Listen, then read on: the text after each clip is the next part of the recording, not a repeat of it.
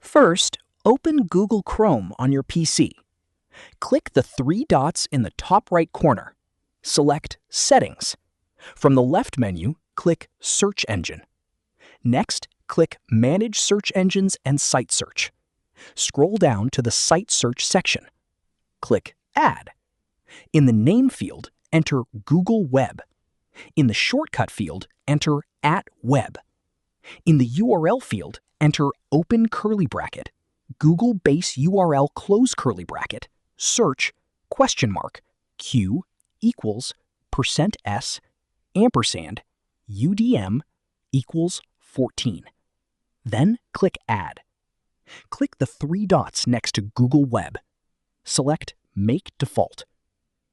Close the Settings tab. Now, when you search in Chrome, Google will show only the regular web results instead of the AI overview. That's it. This is how you can turn off AI results in Google Search on Chrome. If you found this video helpful, don't forget to like the video, subscribe to our channel, and press the bell icon for more tutorials. Thanks for watching.